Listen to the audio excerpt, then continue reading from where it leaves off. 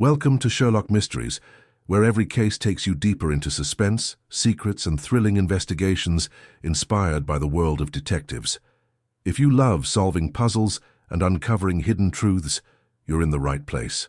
Don't forget to subscribe, hit the like button, and tell us in the comments which part of the world you're watching from. We'd love to hear from you. Now, let's start the story. On a particularly rainy and dismal November morning, a light drizzle blurred the gaslights along Baker Street, transforming their usual brilliance into ghostly halos that hung mournfully in the mist. From our sitting room windows at 221B, I saw London struggle to move beneath the gloom. It seemed like the kind of day that might bring danger to our doorstep. However, Sherlock Holmes paid little heed to the weather or its dire connotations. He sat crouched in his armchair, his acute grey eyes fixed on the morning edition of the Times, occasionally grumbling disapprovingly about something he clearly found repulsive inside its pages. "Really? Watson," Holmes said without looking up, "it amazes me every day that Scotland Yard maintains even the smallest shred of public regard. They appear to be completely incapable of grasping even the most basic rules of deduction. What have they overlooked this time?" I inquired with a little smile. Experience had shown me that Holmes enjoyed criticizing Inspector Lestrade and his colleagues, even if they frequently profited from his insights. "The locked-room murder in Belgrave Square," Holmes said, exaggerating his frustration. "Lord Aldridge, found dead inside his own library, door locked from the inside, windows firmly shut, and no evidence to blame anyone, except the unfortunate maid who discovered him. Scotland Yard, in their wonderful wisdom, did not spend any time arresting her.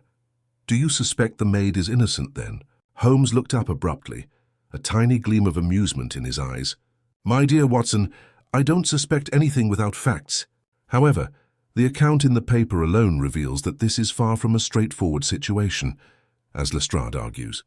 The locked room is a puzzle that requires more than the simplistic explanations provided thus far."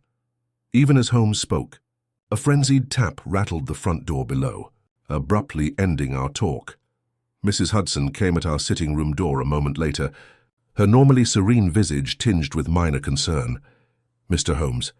"Dr. Watson," she exclaimed, "there's a young woman downstairs in quite a state. She insists on speaking with you immediately." "Who is she?" I asked, rising from my chair with expectation. Mrs. Hudson paused, choosing her words carefully. "It appears, gentlemen, that she is the Aldridge family maid, the person accused of murder." Holmes's eyes lit up with a sudden ferocity. He sprang energetically from his chair, dropping the Times unceremoniously onto the floor. "Excellent timing, Mrs. Hudson. Bring her up immediately." Moments later, a pale and terrified young woman entered the room, her modest dress and shaking hands showing her fear. She was only 20 years old, with wide, terrified eyes that darted rapidly around, as if her biggest nightmares were about to emerge from the shadows and take her. "Come."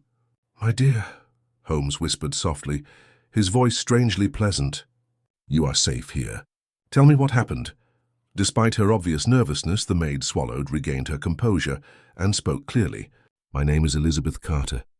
Mr. Holmes, Lord Aldridge hired me as headmaid for only 6 months before this tragic event." Holmes nodded and encouraged her to continue. "Yesterday evening," Elizabeth began softly, her voice shaking, "Lord Aldridge withdrew to his library at exactly 8 o'clock, as was his routine. He specifically stated that he was not to be disturbed. By 10 o'clock, I noticed the library door was still firmly shut. The gaslight was visible through the keyhole, indicating that he remained awake. I returned shortly after midnight, anxious about the lateness of the hour. When I knocked and got no response, I tried the door. It was securely locked from the inside." She paused, her eyes filled with tears. "I was scared, Mr. Holmes, and phoned Mr. Pritchard, our butler. We smashed open the door and discovered his lordship lying over his desk, stabbed in the heart. However, the windows were locked from the inside and the room had no alternative exit. Scotland Yard believes I must have had a key or a secret way in, but I swear to you, sir, that I never entered that room after Lord Aldridge left." Holmes examined her closely, his eyes narrowing thoughtfully. "And what exactly was Lord Aldridge working on last evening, Elizabeth? Did he seem concerned, apprehensive, or scared?" She shook her head hesitantly. "He had become increasingly withdrawn in recent days, sir, but I attributed this to his political responsibilities. Lord Aldridge was working tirelessly against a contentious bill, earning powerful enemies along the way. Holmes nodded carefully, curling his fingers behind his chin as he pondered her remarks. Interesting. And would you consider Mr. Pritchard, the butler, to be a reliable man? Trustworthy? Elizabeth seemed surprised by the inquiry, but nodded eagerly. He's been with the family for over 15 years, Mr. Holmes. I have never known him to be anything but loyal. Indeed, Holmes reflected quietly, then looked at me decisively. Watson, get my coat. Elizabeth, you did well to contact me directly. It may maybe save you from the gallows. The young woman's eyes widened in worry. Then you'll take my case, Mr. Holmes. He smiled faintly, a gleam of eager excitement brightening his normally reserved demeanor. My dear Miss Carter, the instant Scotland Yard pronounced it impossible, I considered the case mine by right. As Holmes pulled on his Inverness cape, his face lit up with anticipation of the intellectual challenge that awaited him. I couldn't help but feel a rush of my own. I stood with my friend on the edge of the unknown, about to unravel the impossible. Thus started our incredible investigation into Lord Aldridge's enigmatic death, a seemingly flawless murder. Inside a closed room that only Sherlock Holmes could comprehend, with Elizabeth Carter safely returned to her lodgings under Mrs. Hudson's watchful care, Holmes and I set out for Belgrave Square, stepping out into the lingering November drizzle. The hansom cab ride was brief but quiet, interrupted only by Holmes's intermittent restless tapping on the carriage window. The customary calm signaled an impending flash of deductive brilliance, and I awaited his findings with growing interest. Belgrave Square appeared mournfully stately when we arrived, its exquisite facades obscured by a tenacious curtain of mist. Number 16, the Aldridge residence, was grand yet somber, its windows shuttered and veiled by dark drapes. 2 police officers stood guard at the door, their expressions severe beneath helmets glittering in the precipitation. One person recognized us and stepped aside with a respectful nod. Inspector Lestrade is waiting for you inside, Mr. Holmes. We entered the house, our footsteps echoing across the polished marble hall. Inspector Lestrade stood impatiently by the library door, his normally confident expression marred with apparent anger. He greeted Holmes unwillingly. I figured you'd show up soon. Trust you'll not intervene too much, eh? My dear Lestrade, Holmes answered amiably, but with a hint of cynicism, I would never dream of interfering, merely observing. Lestrade harumphed skeptically and gestured toward the room. It's precisely how we found it, Holmes. See if you can make something out of it. I tell you, we have already apprehended the perpetrator. Then perhaps you'll indulge me nonetheless, Holmes replied gently, taking a decisive step inside the dimly lighted library. My first glance at the room sent a chill of unease through me. Although the body had been removed, its brutal legacy could still be felt in the suffocating air of the room. A sumptuous oriental carpeting still had faint impressions of chalk stains beside the hefty wood desk, revealing precisely where Lord Aldridge had landed. The gaslights were low, casting strange shadows over walls laden with leather-bound volumes and framed photos of scary forebears. Holmes stood calmly for several moments, his penetrating eyes taking in every inch of the chamber, collecting subtleties imperceptible to common vision. He moved slowly around the perimeter, inspecting bookshelves, chairs, and the mantel above the fireplace. Occasionally he paused to kneel, examining intently at seemingly minor objects. Lestrade and I exchanged glances, both perplexed by Holmes's meticulous examination of trivialities. Holmes eventually came to stop by the hefty mahogany door, carefully inspecting the lock and frame. "Inspector," he inquired without turning, "how did your men ensure the room was securely locked from within?" Lestrade seemed rather offended by the inquiry. The key remained in the lock, fully turned from the inside. The windows were tightly fastened, and the bolts were secured. Nobody could have entered or exited without unlocking from within. And yet, Holmes said carefully, someone must have. He directed his probing glance at me. "Watson, come here a moment, would you?" I hurried along, obedient yet intrigued. Holmes gently directed my attention to the lock mechanism, a superbly worked brass fitting, securely entrenched in the door's thick frame. "Tell me, Watson, what strikes you as unusual about this lock?" I squinted closely, frantically hoping to see what Holmes had already seen so clearly. "Well, it appears to be completely standard, Holmes. Solid, Totally functioning and certainly fairly secure. Holmes smiled momentarily, his eyes flashing with mild amusement. That's precisely the point, Watson. It appears absolutely ordinary, which is quite astonishing considering the circumstances.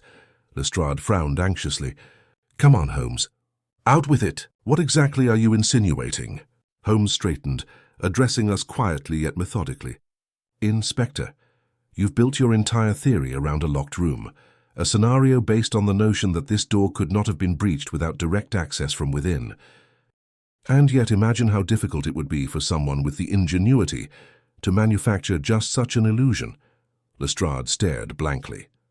Are you suggesting someone staged the entire scene to implicate the maid? Holmes's voice got colder and more certain. I propose precisely that. Consider the maid, young Elizabeth Carter. Frightened, inexperienced, and only employed for 6 months. Hardly someone likely to orchestrate a scheme of such intricate cunning. No, Inspector. This murder was meticulously planned by someone intimately familiar with the household. Lestrade appeared uncertain for a moment, but his stubbornness quickly returned. But if not the maid, who else? Mr. Pritchard, what about the butler? We chatted with him extensively. He was assisting the maid in smashing down the door, and servants indicate that he had no disagreement with his employer. Quarrels are not always visible, Inspector, Holmes responded quietly, his eyes sparkling with restrained delight. Nor is innocence guaranteed by mere tenure or reputation. But let us not jump too quickly to conclusions. Holmes abruptly turned toward the large desk. Papers lay scattered across its surface, many appearing recently shuffled through or examined hurriedly. He carefully lifted a few sheets, quickly scanning their contents. After several minutes of focused scrutiny, he stopped short, abruptly gripping a particular document. For a time his body tightened softly, barely detectable but undeniably significant to my skilled sight. What is it, Holmes? I asked eagerly, stepping forward. Holmes' response was cryptic. It appears Lord Aldridge was indeed involved in a dangerous game of politics, one far more perilous than young Elizabeth Carter realized. Lestrade's tone became guarded. Do you suspect political enemies? But how can that explain a locked-room murder? Holmes pocketed the document, clearly unwilling to reveal any more information at this time. A locked-room murder, he said coolly, is not an impossible mystery but rather a puzzle with limited possibilities. Whoever performed this murder relied greatly upon the belief that the apparent impossibility itself would serve as their greatest safety. So you have a theory, Holmes? Lestrade pressed, apparently frustrated by Holmes's reticence to contribute more openly. Holmes nodded thoughtfully, his eyes remote, as if he had already visualized the course of events. A tentative hypothesis, Inspector. But I need more data, a lot more. Watson, we must speak with Mr. Pritchard immediately. There are some elements that only he can clarify. Do you suspect the butler, after all, Holmes? I asked gently as we returned from the oppressive library to the vast hallway. Suspect? Holmes echoed quietly. My dear Watson, suspicion is premature. But Mr. Pritchard surely possesses vital bits of information that could solve the entire puzzle. And, despite Inspector Lestrade's assurances, there is a great force of purpose lurking beneath this household's polite exterior. Outside, the rain intensified into thicker droplets, drumming against pavement stones, covering our hurried footsteps as we neared the servants' quarters tucked discreetly toward the rear gardens. Mr. Pritchard answered our vigorous knock almost immediately, his pale, lined face darkened by apprehension. I wondered when you'd come to see me, he whispered softly, his voice pinched with anxiety. This house, Mr. Holmes, it has become a very dangerous place. Holmes's eyes narrowed noticeably with this admission. Then you are ready to speak freely, Mr. Pritchard? The old butler glanced around nervously before opening the door wider. Please come in fast. I fear I have already said too much. As we crossed the threshold into the dimly lit servants' quarters, a palpable tension enveloped us, thickening the atmosphere. I had a strong sense that we were on the verge of a darker revelation, one that could quickly transform Holmes's hypothesis into a dangerous reality. The butler's quarters were a simple room with a threadbare carpet, 2 stiff-backed chairs, and a small desk stacked with correspondence in neat rows. A single oil lamp cast an amber glow across the room, leaving the corners in shadow. Mr. Pritchard beckoned for us to seat, and then turned the key in the door, settling opposite us. His hands, though steady, bore the slight tremor of a man weighed by secrets. Holmes leaned forward, his voice measured yet sharp. "You said this house has become dangerous. Speak clearly, Mr. Pritchard. We have passed the point of discretion." The butler looked down at his gloved hands for a moment before lifting his gaze to Holmes's.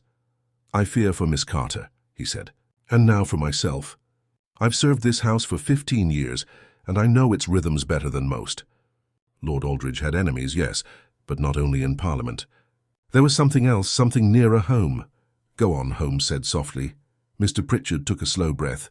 "Over the last fortnight, I've noticed changes in his lordship's demeanour. He began locking himself in the library for hours, sometimes entire nights. When I offered him his evening brandy, he barely acknowledged me. Once or twice I found burnt scraps in the fireplace. And," he paused, his eyes darting to the door before lowering his voice to a whisper, "twice I saw a man leave through the back garden gate. A stranger, tall, broad-shouldered, dressed in a dark overcoat and cap pulled low. I asked no questions, my place is not to pry. But both occasions his lordship was noticeably rattled afterward. When was the last time you saw this man?" Holmes inquired, his eyes narrowing. "The night before the murder." Holmes sat back, fingers steepled in thought. "I describe him again." Mr. Pritchard nodded. "Broad-chested, clean-shaven and pale. Moved like a man accustomed to silence. I can't say anything more, I'm afraid." Holmes stood, restless. He paced across the room once and then stopped. "And yet none of this made it into your statement to the police." The butler blushed slightly. I did not think it connected." Scotland Yard appeared convinced of the maid's guilt. "They asked few questions. They always do when the solution appears too neat," Holmes murmured. "Tell me, what of the maid's access to the library? Did she have a key?" "No," Pritchard said firmly. "Only Lord Aldridge had the master key. He would lock the library each night himself. And yet the key was found in the lock from the inside," I added, recalling Lestrade's earlier statement. "Indeed," Holmes said. "Which begs a question. Where is the master key now?" Mr. Pritchard hesitated. "After the door was forced and the body found, the police took the key as evidence. I believe it is still with them." Holmes gave a short nod. "That may prove crucial later. Now tell me, did Lord Aldridge keep a safe or strong box in the library?" Mr. Pritchard's eyes flickered. "Yes, behind the books on the eastern wall. Few knew of it, but I did. He often kept sensitive correspondence locked away. And was it opened after the murder?" "I cannot say." Holmes turned abruptly, the energy of his mind reignited. "Watson, we must return to the library immediately." "I've overlooked something." We rose and Mr. Pritchard followed us to the door, his brow lined with worry. "Do be careful, Mr. Holmes. There's something unnatural about this affair. I can feel it in my bones."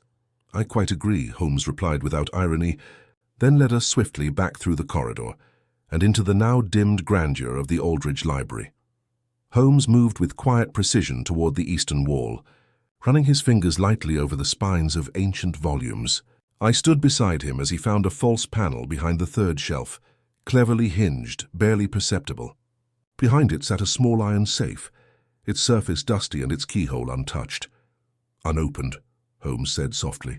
"The killer either didn't know of it or chose not to disturb it. Then whatever they sought wasn't here." I asked.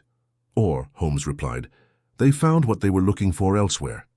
He turned to the desk once more and resumed his earlier inspection. I watched as he opened each drawer with deliberate care, noting every object, every letter and envelope.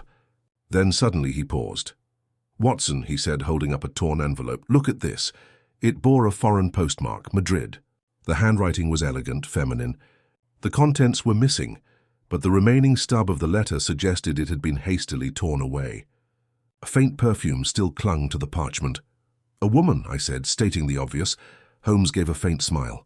"Always, Watson, you have a gift for romance." "Yes, a woman, but not merely a romantic interlude. Look at the date, just 3 days before the murder. And the return name, CM, no full signature." He sniffed the envelope. "Jasmine and tobacco. An uncommon mixture." She was bold, perhaps dangerous. "What of the missing letter?" I asked. "Burned, no doubt," Holmes said. "Perhaps among those ashes Pritchard mentioned. We'll need them sifted. But this gives us motive. A potential blackmail, perhaps, or scandal. Something worth killing to conceal." We were interrupted by the sound of rapid footsteps in the corridor. A constable entered out of breath. "Inspector Lestrade asks you to come at once. Mr. Holmes, something's happened." Without waiting for further explanation, we followed him back into the main hall, where Lestrade stood stiffly, his usual bluster replaced by pale tension. "What is it?" Holmes asked at once. Lestrade gestured toward the foyer. "The young maid, Elizabeth Carter. She's gone. Escaped her lodgings an hour ago." Holmes's face clouded, but not with surprise. "You had her under guard?" "Of course," Lestrade snapped. "One of my men was stationed outside. He believes she snuck out through the garden behind the boarding house, gone without a trace." "She's frightened," Holmes muttered. "And someone made her more frightened still. Enough to flee or worse. You think she's been abducted?" I asked. Holmes did not respond at first. He turned, peering out through the rain-blurred glass as though attempting to draw truth from the fog. "Inspector," he replied softly, "we must find her before anyone else does. This is no longer a simple case of guilt or innocence. Miss Carter's life is now in risk." Lestrade offered a tiny nod, his expression bleak. "We'll check all ports and stations. I have already sent out an alert." Holmes paced for a bit, then stopped. "There is another angle.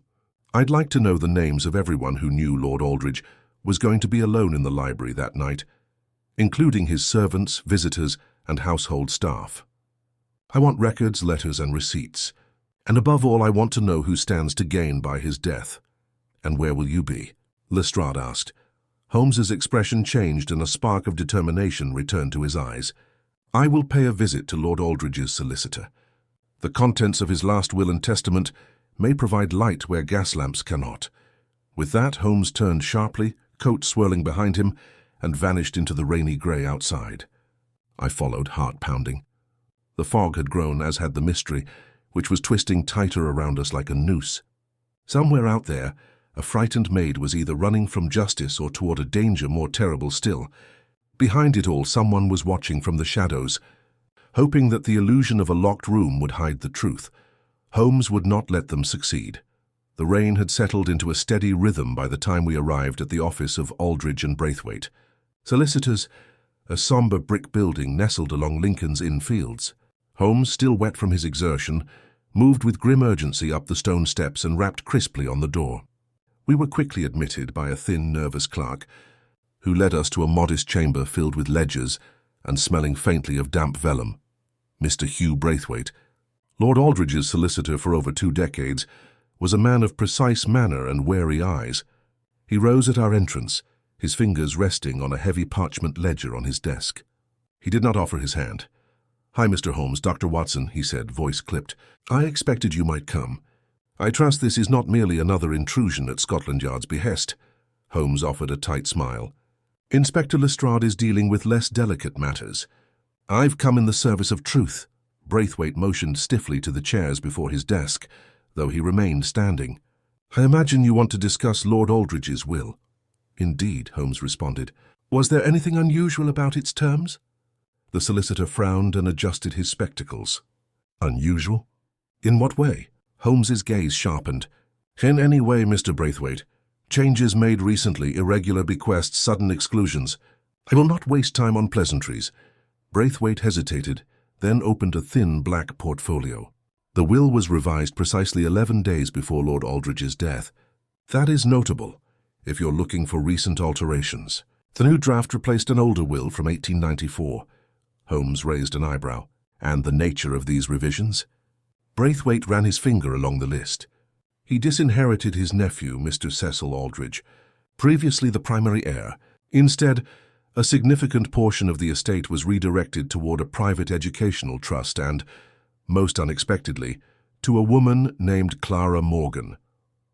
I exchanged a glance with Holmes, feeling a flicker of recognition. "CM," Holmes said softly. Braithwaite looked up sharply. "You've heard of her?" "Only the initials," Holmes replied. "From a letter received 3 days prior to the murder. Madrid postmark." "Is Miss Morgan known to you?" Braithwaite's mouth drew tight. "Only by name. I was instructed to include her in the will. A legacy of $25,000 to be delivered upon confirmation of Lord Aldridge's death. No contact address provided, only a bank routing for a private Spanish account. Highly irregular, but not illegal. He insisted. Holmes stood. That sum would provide considerable incentive. Indeed, Braithwaite admitted. Though without proof of her involvement, one can only speculate. Holmes turned to the clerk's desk and ran a finger absently along its edge. Has she been contacted? We've attempted to send notice to the bank listed in the will, Braithwaite said. No reply yet. Holmes nodded, but his gaze was distant. Thank you, Mr. Braithwaite. You've been most helpful. As we stepped back into the rain-slick street, I couldn't contain my curiosity. Clara Morgan. Do you suppose she's our mysterious visitor, the one Pritchard saw in the garden? Unlikely, Holmes replied. Pritchard's description points to a man. However, Miss Morgan's inclusion in the will changes the dynamic considerably. A blackmail victim does not often reward her tormentor unless she herself holds leverage. I believe Lord Aldridge feared exposure, and Miss Morgan held the key. The payout was a form of protection. Then why would he be murdered? I asked. Surely payment would satisfy her. Not if someone else believed her presence threatened their interests, Holmes said. Imagine. Aldridge changes his will, disinherits his heir, names a mysterious woman as beneficiary. That alone could spark fury in someone who once stood to inherit everything. Someone who knew Miss Morgan had only to appear for their fortune to vanish. Cecil Aldridge, I muttered. Holmes gave a small nod. It is time we paid a visit to the nephew. We located Mr. Cecil Aldridge at his club in St. James's, a fashionable haunt favoured by younger gentlemen of means and moderate intellect. He was seated in a leather armchair, sipping port beneath a portrait of the late Prime Minister, looking entirely too at ease for a man recently disinherited. He stood upon seeing us, eyebrows rising with vague curiosity. Mr. Holmes, is it? My condolences that it took you so long to arrive. Holmes tilted his head. You've heard about your uncle's death, I presume? Cecil shrugged. Hard to avoid. Half the club is gossiping. Locked room mystery and all that. You seem unshaken. Another shrug. We were never close. He hadn't spoken to me in months. I suppose he finally followed through on his threats. Holmes's voice was casual. What threats? Oh, he was always grumbling about something. My debts, my indolence, and that's what he called it. He said he'd cut me out entirely if I didn't clean up my affairs. I assumed it was more bark than bite. But he did cut you out. A flicker of annoyance crossed Cecil's face. So I hear. Braithwaite wouldn't give me details. But I know when a solicitor stops returning your calls. Holmes studied him. You bear him no ill will, then? Cecil's smile was thin. My uncle was a proud man. Proud and vindictive. He got the last word, fine. But I'll land on my feet. I've friends, investments. Do any of these friends know Miss Clara Morgan? That wiped the smile from his face. Who? Holmes was already watching closely. A woman to whom your uncle left a rather generous sum. Cecil blinked. Never heard of her. Holmes paused. Did you happen to visit your uncle the evening of his death? Cecil's voice grew defensive. Certainly not. I was at the club the whole evening. You can ask the steward. Holmes's tone was gentle but piercing. And yet a man matching your build was seen leaving Lord Aldridge's back garden that very night. Cecil's eyes narrowed. Is that an accusation? No, Holmes responded. It is an observation. One I'll allow you to consider carefully. We left the club in silence, the fog thickening once more around us. I turned to Holmes. You think it's him? No, Holmes said quietly. He's vain and bitter, but not clever enough. That kind of man poisons, shoots, or hires someone with dirty fingernails. A locked-room illusion requires invention. Then who? That, Holmes murmured, is precisely what we must now determine. But first we must find Clara Morgan. We returned to Baker Street that evening. Holmes disappeared into his bedroom and emerged half an hour later in disguise. His hair darkened, moustache trimmed, a patch worn over one eye. Clothes rumpled like a man used to cheap rooms and cheaper gin. Where are you going? I asked. To a small Spanish cafe near Whitechapel, he said. There's a clerk at the Spanish consulate with loose lips and a fondness for card games. If Clara Morgan has been in London recently, he'll know. You're going alone? Safer that way, Holmes said. You, meanwhile, must stay here in case Miss Carter returns, or someone tries to silence her.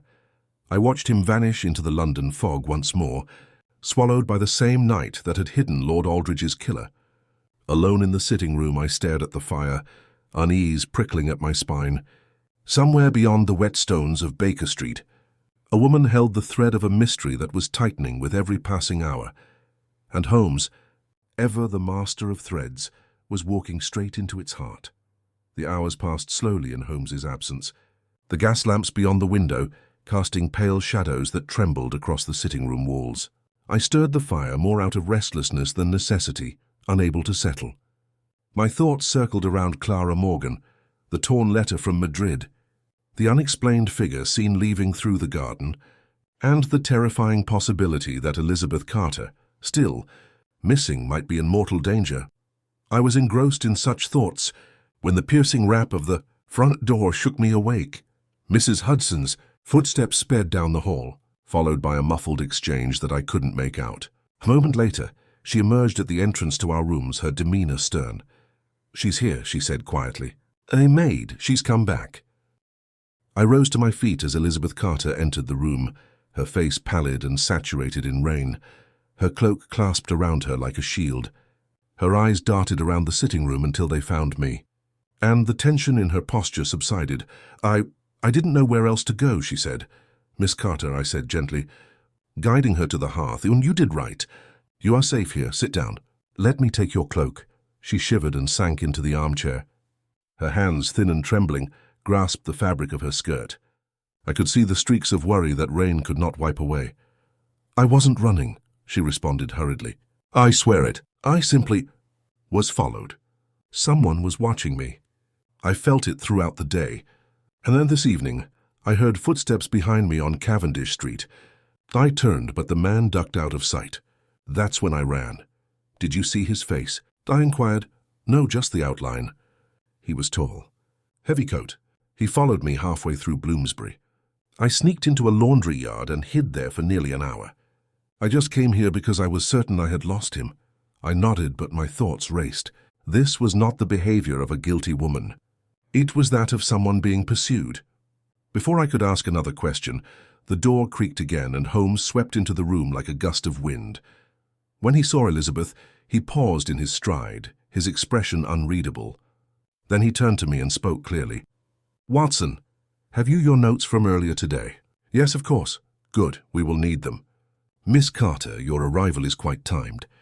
I believe your life is in grave danger, and you are correct to trust your instincts. But I need your help if we are to figure out the rest of this." Elizabeth nodded, her fear mixed with a glimmer of hope. Holmes tossed aside his damp cloak and settled beside the fire, steam rising faintly from his shoulders. I returned from Whitechapel with more than gin in my breath. The clerk I sought was remarkably forthcoming, especially after I helped him reclaim his wagered pocket watch from a rigged game. He leaned forward. "Clara Morgan exists, and she has been in London for nearly 2 weeks." Elizabeth blinked. "Who is she?" "That is the question," Holmes responded. "According to my source, Miss Morgan arrived from Madrid on a French passport and stayed at a modest boarding house near Soho. She mentioned no occupation, paid in cash and left unexpectedly 2 nights ago." "The night before the murder," I said quietly. "Exactly," Holmes responded. "She told the landlady she had come to collect a debt, but I doubt that was all she intended." Elizabeth's hands curled around the arms of the chair. "But what does she want from me?" "I believe," Holmes said softly, "she wants you out of the way. You were the last person to see Lord Aldridge alive, and you may have witnessed or heard more than you realize." Liz shook her head. I knocked once, just lightly." No response. "I departed immediately. And yet," Holmes explained, "someone was already in that room." He stood and paced. "We must re-examine everything. Assume Clara Morgan arrived not as a blackmailer, but as an estranged mistress, possibly the mother of a child Lord Aldridge refused to recognize. The will was amended. A legacy granted, perhaps because of guilt. But if Clara worried he would alter his mind again, or if someone else believed she may be exposed, then murder becomes a legitimate solution." "You think she killed him?" I asked. Holmes inclined his head. "Possibly. Or maybe she came just to see the man who betrayed her one more time. And someone else seized the opportunity." He turned to Elizabeth again. "Tell me carefully, were there any unusual sounds that night? Anything at all? Even something that seemed insignificant?" She closed her eyes. "Only a click, like a hinge or latch, very faint, but I remember it now. It came just after I knocked. Then quiet again, Holmes's eyes flared. Yes, that'll do. The library, Watson recalls. Window bolts fastened, the lock turned from the inside. But if someone were already hidden inside, waiting perhaps behind the curtain or in the wall recess, then the illusion is complete. The killer is not confined to the locked room. It's locked only to the world, and the killer exits afterward. Exactly. Through disguise or timing or an accomplice, I felt a cold. And what now? Holmes crossed to the desk and began scribbling a note. We find Clara Morgan, before she vanishes again, or until someone silences her. I've written to the Spanish consulate under her assumed name. She might be foolish enough to retrieve it. And Watson, yes? We post a watch on the Aldridge property. There's something left unfinished there, something our killer fears we may yet discover. He sealed the note and gave it to me. Have it sent immediately. Then fetch Wiggins and the boys. I want eyes in Soho, Bloomsbury, and near the docks. Nobody leaves this city unnoticed. That night I barely slept. Holmes remained seated by the fire until dawn, fingers steepled, eyes fixed on the far distance as if reading the air for secrets. Elizabeth slept fitfully on the settee, wrapped in a blanket, her breath shallow with tension. By sunrise, the fog had lifted slightly. A knock came at the door just as the first light turned the rooftops gold. Wiggins stood there, hat in hand, cheeks red from the wind. She's been seen, he said. Clara Morgan. A man down by St. Catherine docks says she boarded a private vessel last night. Said she was heading for Spain. Ship's called the Santa Estrella. She's still moored. Holmes was already on his feet. Then we still have time. As we stepped into the morning light, I caught a glimpse of Elizabeth at the window, eyes wide with fear and something more, resolve. She understood now what we faced, and ahead of us the mist parted just enough to glimpse the final turn of the web. The Santa Estrella waited at the docks, and with it, the truth. The cab wheels sliced through the morning mist with the crisp urgency of a clock nearing the hour. Holmes sat opposite me, fingers pressed beneath his chin, gaze distant. He hadn't spoken since we'd left Baker Street, but I could feel the tension humming off him like a charged wire. It was not the nervousness of uncertainty, but the electric calm before resolution, a hunter closing in on the final trace of prey. The Santa Estrella was still moored at St. Catherine docks when we arrived, a sleek vessel of modest size but foreign make, its name painted in flaking gold across a pale blue hull. A single sailor smoked lazily by the gangplank, but otherwise the ship appeared quiet. Holmes approached with the air of a man accustomed to command. I need to speak with your passenger, he said, his tone cutting clean through the dockside hush. A woman, Clara Morgan. She boarded last night. The sailor eyed him warily. Captain's orders. No visitors till clearance. We're bound for Santander this evening. Holmes slipped a hand into his coat and produced a folded document. You will find this is an urgent matter involving Scotland Yard. Either you take me to her, or the entire vessel will be held for inspection. The man's eyes narrowed at the name scrawled at the bottom, Lestrade's signature, forged with frightening accuracy, and after a moment's hesitation, he gestured toward the lower deck. She's in the second cabin. Portside. We followed him silently down a narrow passageway that reeked of salt, oil, and old wood. He knocked once, then stepped aside, a pause. Then a voice, low but composed. Who is it? Mr. Holmes, it came the reply from my companion, calm but firm. The door opened slowly. Clara Morgan stood in the doorway. She was perhaps 30, with dark auburn hair pinned tightly at the nape, and a figure wrapped in a travelling cloak that had once been elegant but was now worn at the seams. Her expression was cool. Her eyes, intelligent, unreadable, lingered for a long moment on Holmes. I wondered if you would find me, she said softly. Holmes stepped past her without invitation. I followed, closing the door behind us. Miss Morgan, he began, removing his hat, you've been at the edge of this affair from the start. Now you must tell us precisely how close. She remained standing, arms folded. Why should I? You think I killed him? No, Holmes said. I think you cared for him. Has that perhaps frightened someone far more than hatred would? She let out a soft, mirthless laugh. He wrote me once, 2 years ago. Said he was sorry, said he wished he'd chosen differently. That's when I knew he was dying, not from illness but guilt. You came to London for money. I asked. She turned to me. I came because I didn't want him to die thinking I hated him, because we had a child once. He made me give him up, claimed it would ruin his standing. And because when he wrote again last month, he said he'd changed his will. You never asked for the money? Holmes asked.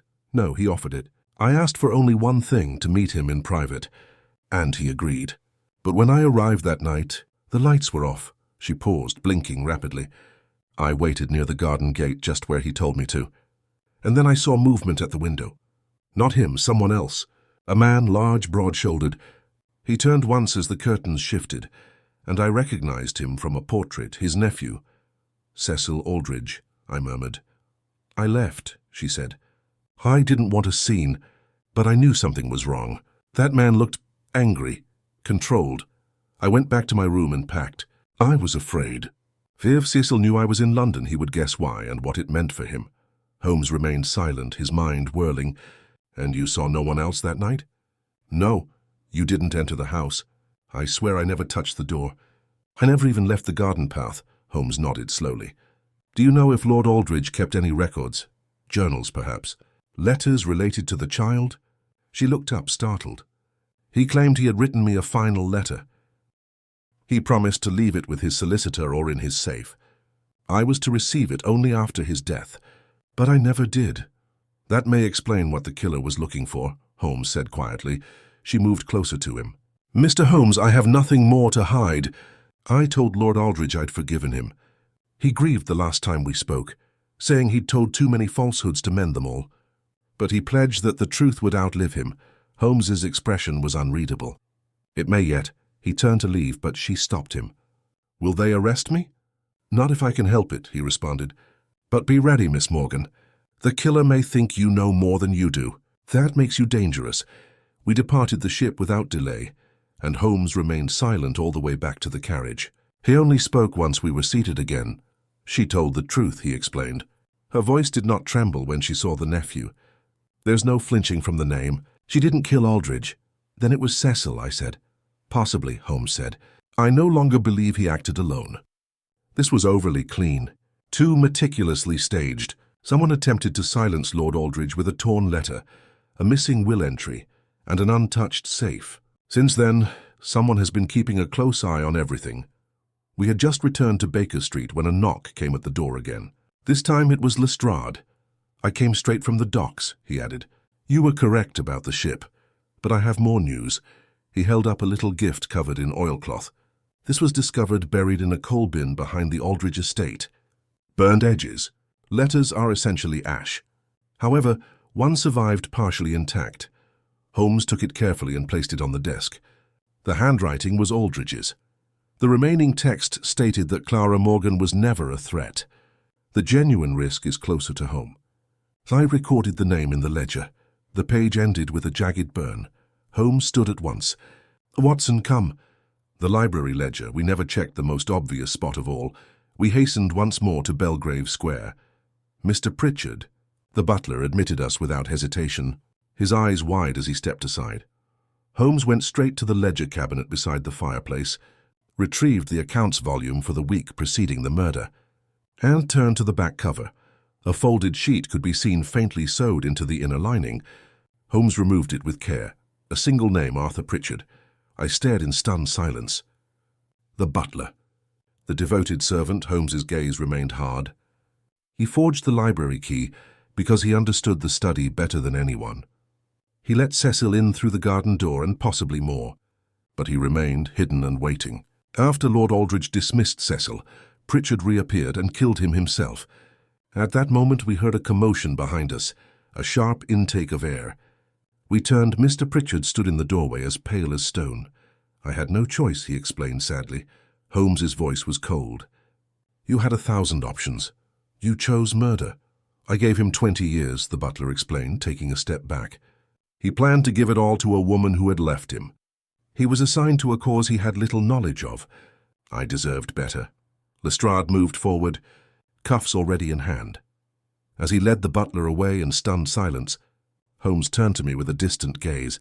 In the end, it was not the locked door that fooled us, he told us. It was the open face. The man who stood too close, too long to be suspected. The case was closed, however, even after the fire had been extinguished that evening. Holmes remained motionless at the window. I didn't disturb him. He was reflecting, as he often did in such situations, on how easily truth can be hidden in plain sight. When Lestrade's cab left Belgrave Square, it was nearly midnight, and Pritchard sat beside him in silence, his face slack with the first signs of collapse. Holmes watched from the steps of the Aldridge residence, his coat collar turned up against the evening chill, his gaze fixed not on the departing carriage, but on some unseen point in the gloom, as if he was still probing the cracks of a mystery that appeared to have been solved. I stepped down to join him, my boots echoing on the cold flagstones. "It was the butler all along," I explained quietly. "And yet you suspected him only after Clara confirmed Cecil's presence." Holmes nodded, but his expression was distant. "No, Watson. I had suspected Pritchard for a long time, but suspicion is not the same as certainty. Until tonight, we lacked the evidence to separate illusion from intent." He turned and stepped back into the house, beckoning me with a motion of his hand. "Come. There's one final thread left to draw tight." Inside, the grand library was as we had left it, sombre, cavernous, still bearing the faint scent of old paper and colder truths. Holmes walked to the hearth and stood in front of the carved mantelpiece, his hands resting lightly upon its edge. I joined him there, waiting for the silence to break. "It was a masterstroke," he said softly. Pritchard played his part with exquisite subtlety. He allowed the appearance of suspicion to fall upon others, while staying well within the bounds of a loyal servant. But his mistake, Watson, was in believing that proximity granted him invisibility. I thought of the ledgers, the hidden letter, the silent way Pritchard moved through the house. "You believe he acted alone in the killing?" "No," Holmes replied, turning toward me. "He had an accomplice, witting or not. Cecil Aldridge provided him the opportunity. But the actual crime, the moment of violence, that was Pritchard's alone." He paused, then added, "And yet, there's still something unresolved." I frowned. The motive was clear. The inheritance, his bitterness. "Yes," Holmes said, "but not the timing. Why now? Why on that particular evening with Clara in London and Cecil lurking in the garden?" He crossed the room in 3 long strides and reached for the fireplace tongs. Carefully, he stirred the remains of the hearth, lifting fragments of charred paper that had escaped the constable's initial collection. One small corner of parchment, blackened but intact, bore a single red seal, partially melted but unmistakable. Holmes held it to the light. "The family crest." I peered closer. "The Aldridge seal. Used for personal correspondence only," Holmes murmured. "Which means the letter Clara never received, the one her lover promised her, was likely here, destroyed in the same fire that concealed everything else." He placed the fragment on the mantelpiece, then straightened, the faintest note of melancholy in his voice. "Pritchard didn't merely kill for money. He killed for control, for the power to decide what truths would survive." We left the house soon after. I noticed, as we passed into the quiet of the street, that Holmes paused just briefly to glance back at the upper windows of the Aldridge home, his eyes lingering on the darkness behind the glass. The fog had returned by the time we reached Baker Street, clinging low to the cobbles like regret. Mrs. Hudson had left a kettle warm on the hob, and Holmes wordlessly poured us each a cup of tea before retreating once more to his familiar seat near the fire. He sat there for a long while, cup untouched, gaze fixed on the flames. I knew better than to interrupt him in such moments. The case was over, but it had left behind its quiet residue, as all such affairs did, an echo of unfinished sentences and thoughts too jagged to name. At last, he spoke. "Do you recall, Watson, when Elizabeth Carter said she heard a hinge just after she knocked?" I nodded. "Yes, it was what confirmed your theory, that someone was already inside the room." Holmes's mouth turned downward in a line of quiet thought. "But what if there was more to that sound? A hinge, yes, but not a door hinge. A concealed compartment, perhaps. Something Pritchard used in haste." I set my cup down. "You think he was hiding something else?" "I think," Holmes said, standing abruptly, "that we must revisit that library one final time before the house is sealed and the estate passed on. There may be something left, something even Pritchard didn't trust the fire to destroy." And so it was, hours before dawn, that we once again stepped into the Aldridge library. A constable on night duty granted us entry without resistance, and Holmes moved swiftly, his lantern casting long shadows as he searched. This time he focused not on the bookshelves or the desk, but on the wall panelling behind the large portrait of Lord Aldridge's father. It took only moments before he found it, a thin seam in the wainscoting, a sliver of brass nearly invisible beneath the carved moulding. With the tip of his cane, Holmes pressed the latch and the panel released with a soft click. Behind it, nestled in a narrow recess, sat a velvet-lined box. Holmes removed it carefully and opened the lid. Inside were two items: a folded letter, sealed and unbroken, and a small photograph, faded but unmistakably clear. Lord Aldridge, younger, seated beside Clara Morgan, an infant between them. Holmes passed me the letter. "Read it aloud." I broke the seal and read by lantern light. "To Clara, if you are reading this, then I am gone. I can never undo what I did, what I forced you to give up. Our child deserved better. I can only leave behind truth, and what little legacy is still within my power. I've instructed Braithwaite to honor the amended will, and should anything befall me, the truth will lie in this room. I have left behind too many lies, but you were never one of them. I loved you, silently, weakly, but entirely. Excuse me, R. Aldridge," I looked up. Holmes paid special attention to me. "He never intended to leave the letter in the safe," Holmes informed me. He believed Pritchard had already suspected him. He realized he didn't have much time. So he buried it in a location that only someone with knowledge of the house's oldest fixtures could find, which meant Pritchard couldn't. He meant for Clara to have it all along. "Yes," Holmes said, "and now she shall." By midday that day, Miss Morgan had received the letter and photograph. She accepted them with silent tears and, after reading them, stood for a long time at the window of Holmes's sitting room, her hands shaking along the edges of the page. "I didn't come for money," she responded finally. "I came because I needed to believe that once, even briefly, he chose me." "He did," Holmes answered simply.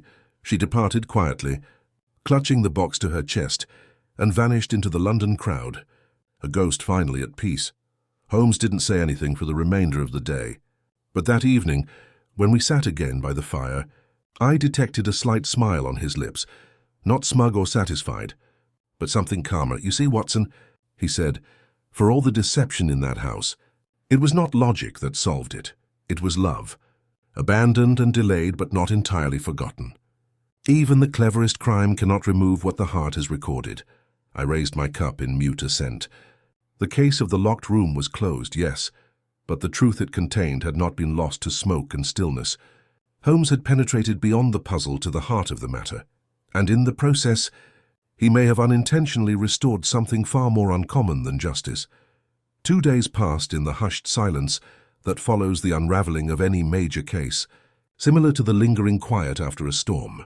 The media wrote their versions of events with the customary flourish: locked room killer caught, servant's betrayal shocks Belgravia, disinherited nephew questioned and cleared, and even one speculative piece implying that Sherlock Holmes had found a scandal affecting Parliament itself. Holmes disregarded them all. He passed the time in typical ways. His violin moaned mournfully in the late hours. Chemical aromas wafted from the table opposite the window, and his pipe left lazy spirals of smoke hanging in the air. I went back to my notes and refined the narrative, but something about it still felt incomplete. Holmes's reaction confirmed my discomfort. The crime had been solved, the letters had been delivered, but there was still a lingering sense of unease around the borders of the situation. Inspector Lestrade came just after noon on the third day, appearing abnormally agitated. He entered without ceremony, brushing a light coating of soot off his sleeve and nodding curtly to Mrs. Hudson as he passed. "Holmes," he continued, standing stiffly beside the fireplace, "we've just finished going through Pritchard's quarters at the Aldridge house. Routine. You understand. Collecting final proof and sealing paperwork. We found something." Holmes looked up from his armchair. "Something you believe contradicts the confession?" "Not contradicts," Lestrade responded slowly, "but confuses. You'd better see it." He pulled a folded sheet of parchment from his coat and passed it over. Holmes unwrapped it without saying a word. I stood and leaned in to read. It was written in a beautiful, slanted hand, not Pritchard's, but the name signed at the bottom made me nervous. Cecil Aldridge. Holmes read aloud with a steady voice. "Please understand that I acted under pressure. I never touched my uncle. Yes, I was there that night, but I left before he died. I swear it." I merely came to confront him about the will. Pritchard claimed the legacy was a betrayal. He claimed we could repair it together. But I never consented to murder. I never intended for it to go that far. There was a prolonged hush. He left it in Pritchard's wardrobe, Lestrade explained bitterly. In a sealed packet labeled "Only if I vanish." We almost missed it. Tucked into the lining of a garment, self-preservation, Holmes muttered. He feared the storm, but he didn't anticipate the thunder to come so near. What do you plan to do? Nothing, Lestrade responded with a slight grimace. There's no crime in being a coward, not by the letter. Pritchard made no mention of a co-conspirator. But I thought you should see it, Holmes nodded. You were right to bring it. After Lestrade left, Holmes sat for a long time staring at the letter in silence. Finally, he added, the boy was weak, easily controlled, but he did not deliver the deadly blow. I sat across from him. Nonetheless, he stood at its entrance. Let Pritchard in. Argued, possibly raged, but still kept Aldridge alive. It's difficult to say whether that absolves or condemns him. Holmes raised his gaze to me. That will have to be decided over time. Perhaps this letter represented his first honest act. Maybe not.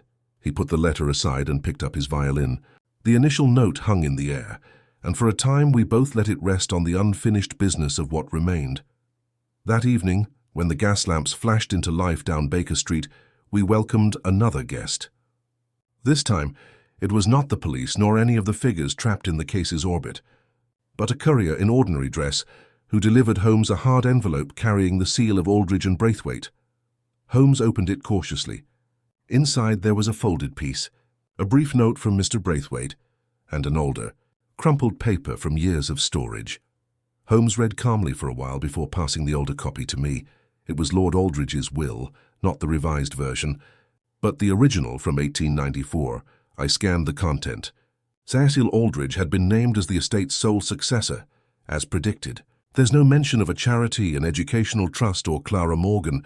Braithwaite sent this without prompting? I asked. He did, Holmes answered. It appears he discovered it while restructuring the firm's archives. He states in his message that the will was withdrawn but never officially destroyed. I frowned. So there were two wills in play.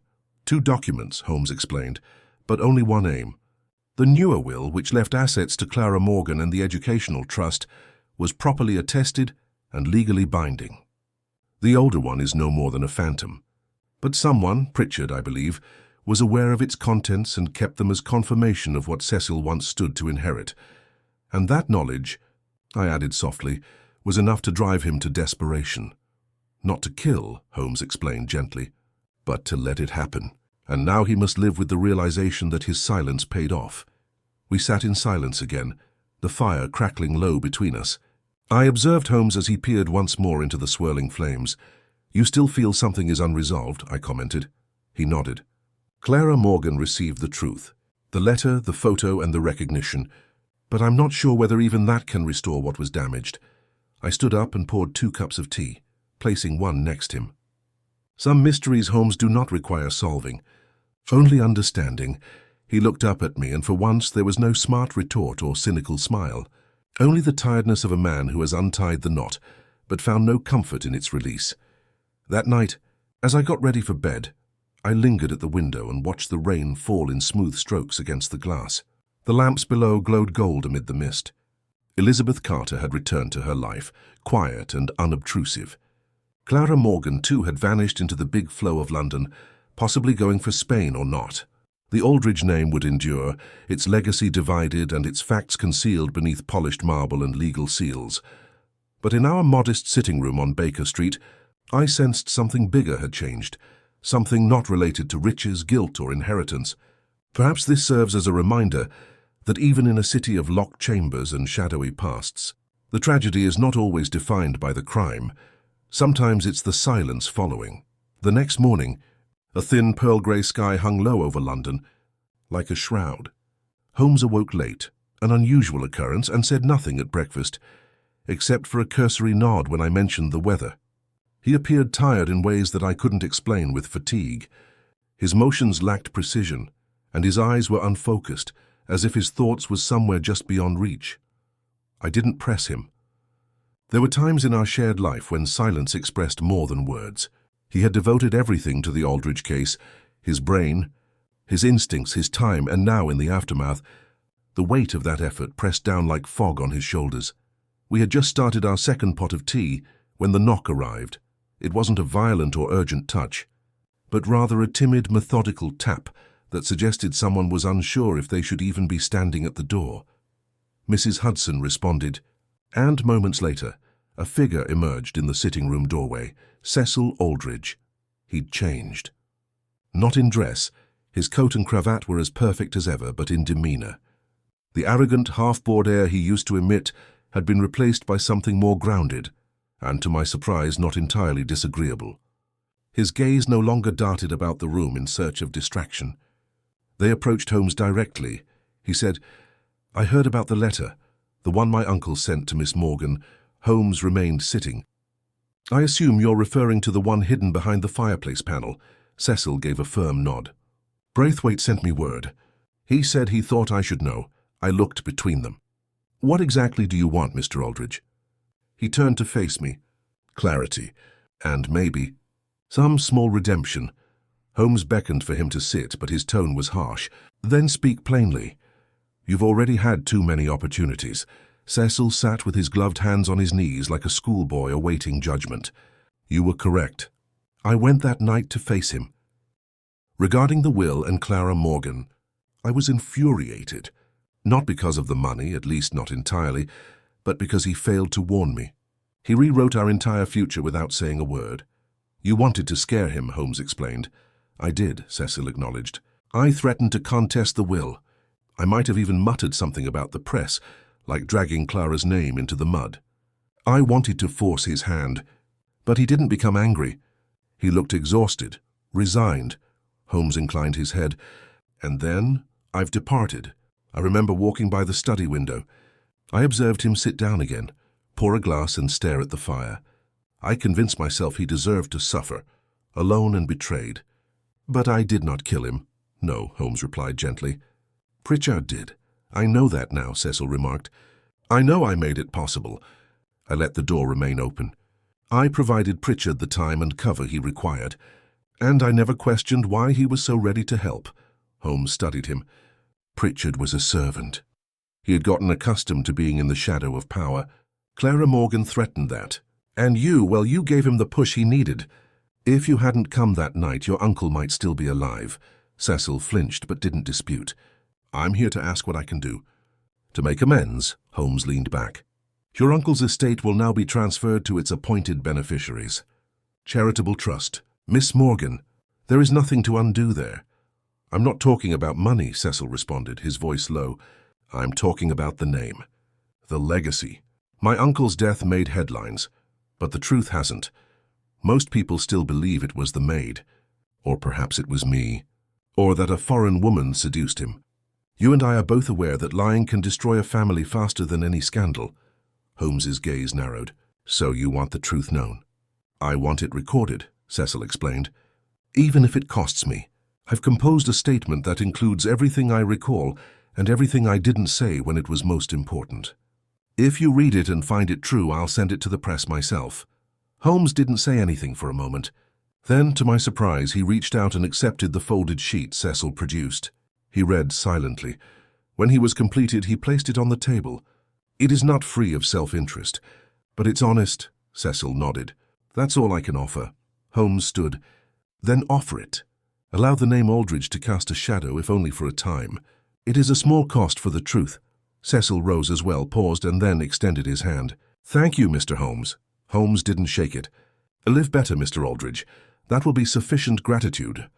After he had left, Holmes returned to his seat. I could see something had changed in him. A small knot of tension had started to unwind. It wasn't really peace, but rather the beginning of it. I cleared my throat. "You believe him now?" "I believe he's finally telling the truth," Holmes explained. "Or at least enough of it." There was a pause. "You once told me, Holmes, that you loved problems involving pure logic. That emotion and conscience were distractions." He offered a slight smile. "Yet they appear in all cases, don't they? As unavoidable as rain in London. When properly studied, sentiment is nothing more than a disguised purpose." I laughed. "You sound almost human." He chuckled gently. Then I shall strive to correct the lapse. That evening, Holmes finished the letter I had seen him drafting days before, a personal message, this time addressed to Clara Morgan herself, rather than the police or the press. He made no requests of her, nor did he provide any advice or platitudes. He simply stated that her letter had been discovered, her identity cleared, and her narrative would not be forgotten. He gave it to me to post and said nothing else. As I stepped outside into the cool night air and deposited it into the box at the corner of Baker Street, I couldn't help but wonder where Clara was now. Whether she had sailed back to Spain or stayed concealed in London's calmer districts. Whether she'd opened the letter with hope, grief, or both. When I arrived, Holmes remained by the window, his violin undisturbed, his eyes locked not on the world beyond but inward, observing the slow settling of dust after a case that had shook more than just the facts, and I knew that, despite his distance and calculating, this one had reached him. Not because of the crime itself, but because of how it had reduced love and loyalty to silence, because of the lives formed in shadows and the fortitude it required, in the end, to bring them into the light. The next day brought a pale and reluctant sun, as well as a return to routine, or at least its approximation. Holmes had resumed his usual routine, pacing between the desk and the fireplace, reading foreign dispatches with narrowed eyes, and examining the chemical makeup of a Turkish tobacco blend for reasons unknown to him. However, something in his demeanor indicated that Lord Aldridge's situation had not completely disappeared from his mind. That morning's post had 2 items of interest. The first, addressed to me in a neat hand, came from Elizabeth Carter. Holmes, noting my surprise as I opened it, motioned for me to read it out loud. I'm speechless to express my gratitude to you and Mr. Holmes. I left the city 2 days ago and am staying with an aunt in Kent, away from the eyes that previously condemned me. The village has already learned of Pritchard's arrest, but they do not treat it with skepticism. They talk about it with pity. I've decided not to return to duty. I've got enough of darkness and stillness. Instead, I've enrolled at a tiny clerk training institution. I want to be able to stand by my own name. Please thank Mr. Holmes for me. I doubt he would accept it directly from me, but I want him to understand that he did more than just save my life. He restored my dignity, which had been virtually stripped away. Yours, Elizabeth Carter. I gently folded the letter and looked into Holmes's eyes. You've made a difference. He didn't say anything for a moment. Then, with a flick of his hand, he pointed to the second item from the post. A small parcel wrapped in cream-colored paper and knotted with scarlet thread. I passed it to him. He inspected it for a long time before breaking the seal. Inside came a compact wooden box containing a single silver locket on a fine chain. No note. There's no return address. Holmes opened it with care, holding the chain. Inside, 2 portraits faced each other.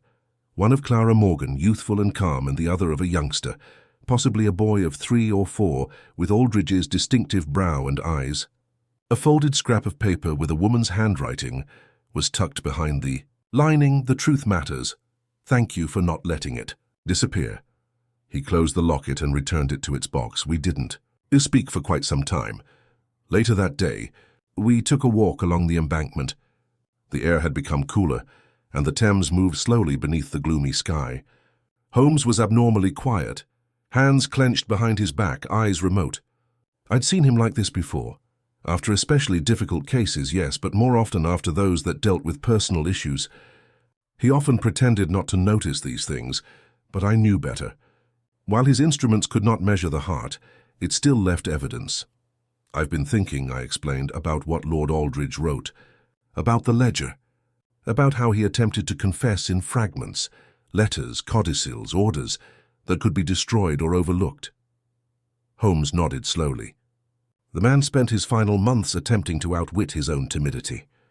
He knew Pritchard's capabilities. I knew that once the truth was exposed, it would upend people's lives. And yet he tried, and failed. Only partially, Holmes replied. He failed to prevent the murder, but not to leave behind what was important. We exited the embankment and entered the narrow streets of Westminster, where the soot-stained bricks and twisting alleyways appeared to shrink in the cold. Holmes paused abruptly. Do you remember, Watson, the first time we stood at a locked door together? I smiled. Brixton Road. The Raich case, Holmes grunted in delight. Indeed, a study in bogus symbols and severely scraped walls. However, the principle remains.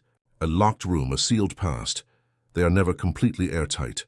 There is always some aperture, some neglected edge, and always someone willing to exploit it. He gave a sideways glance. On occasion, someone is willing to expose it, even at a sacrifice. I sensed the direction his thoughts were heading. You mean Cecil? Cecil, Holmes agreed, who, despite his flaws, gave his confession without a court summons. He could have fled the city. They might have denied everything. But he came to us instead. You believe he's changed? I believe, Holmes said carefully, that he has begun to understand the importance of legacy, the distinction between inheritance and consequences. We continued to walk in silence. The city moved around us with its usual indifference. Cabs rattling by, chimney smoke curling into the air, shopkeepers shouting prices no one could hear. The ordinary world had returned to its normal pace. However, I felt its rhythm had shifted subtly since the Aldridge incident. Not in the city itself, but in the people it left behind. When we returned to Baker Street, there was a telegram waiting. Holmes read it once and handed it to me. To Holmes Stop, I received your statement. A stop letter and ledger note. Deposited as record, Stop Cecil formally relinquishes all claims. Stop Clara Morgan. Inheritance cleared. Stop. Aldridge matter closed. Stop. Braithwaite. Holmes gave a short, final nod and placed the telegram in the fire. The paper curled and darkened, and with it, the last formal trace of the case vanished in a puff of smoke. That night, as the city drifted into slumber, I found Holmes in his chair, once again staring out at the street lamps through the narrow window. His violin rested untouched beside him. For a moment, I thought to leave him to his thoughts, but he spoke, his voice low. Do you think the boy in the photograph will ever know who his father was? I sat down opposite him, perhaps not by name, but he'll know his mother. Hand through her something better than legacy, memory. Holmes considered this. The truth, he murmured, housed in memory, not in headlines or verdicts. Sometimes, I said, that's the only place it can survive. He nodded once, slowly, then leaned back and closed his eyes. Outside, the fog returned, soft and unhurried. And within the walls of 221B Baker Street, the silence that followed was not empty but whole. Quiet not from lack, but from the conclusion of something that had finally come to rest. The days that followed passed with little ceremony. The Aldridge affair faded from the headlines, replaced by newer scandals, newer crimes, each demanding its own moment in London's unrelenting rhythm. But at Baker Street the quiet lingered longer. There was no final applause, no great triumph, only the slow closing of a door that had once seemed immovable. Holmes, true to form, resumed his peculiar routines as though nothing had shifted, yet something had. He no longer played the violin late into the night, nor spoke of Clara Morgan, Cecil, or the torn fragments of truth hidden behind velvet and fire. But I could tell it lived in him still, like a persistent thread caught beneath the weave of his thoughts. One afternoon, as autumn deepened and the wind scratched cold against the windows, I found him poring over an old casebook, one from years ago. He glanced up at me, and I saw that he had left the last page blank. You never finished it, I said, recognizing the case by its outline. I rarely do, Holmes replied. The endings are yours to write, Watson. You bring them their shape. I took the seat across from him, my own notebook resting in my lap. Shall I write this one too? Holmes looked into the fire. If you must. I nodded slowly, understanding. Then let it end not with arrest, but with understanding. Let it end where all the damage began, with a lie undone. He said nothing for a time, then spoke as if to the flames. The locked room was never the true puzzle. It was the locked heart. Pritchard hid his resentment behind servitude. Aldridge buried guilt beneath silence. And even Clara. She lived in the shadow of what could not be said aloud. I closed my notebook, and yet the truth was found. Pieces of it, Holmes said, but never the whole. The whole truth doesn't exist, Watson. Only the parts people choose to tell, and the parts we choose to believe. There was something final in his tone, not resignation, but completion. A week later, a modest notice appeared in the Times, a quiet announcement of a new charitable trust, funded anonymously. for the education of working-class girls seeking careers in law and clerical work. It bore no signature, but I knew its origin. Elizabeth Carter would not return to Belgrave Square. Clara Morgan did not return to Spain. Cecil Aldridge, by quiet arrangement, entered public service under a different name and served without distinction or disgrace. And the Aldridge estate, now divided and repurposed, lived on, not as monument but as recompense. As for Holmes, he returned to his instruments, to his monographs, to the strange comfort of the unresolved. He would always prefer problems with edges, crimes that could be measured in footprints and powder burns. But this case, I think, marked him in subtler ways. It marked me, too. For in that quiet library behind a door no one could open, I saw more than just deduction. I saw a man, flawed, silent, tired, trying to set something right before it was too late, and another brilliant and restless, refusing to let it end in silence. That, more than the puzzle, is what I chose to remember. And so, with the gas lamps flickering low and Baker Street settling once more into familiar stillness, I closed the ledger on the case of the maid who opened the locked room, not with thunder but with truth.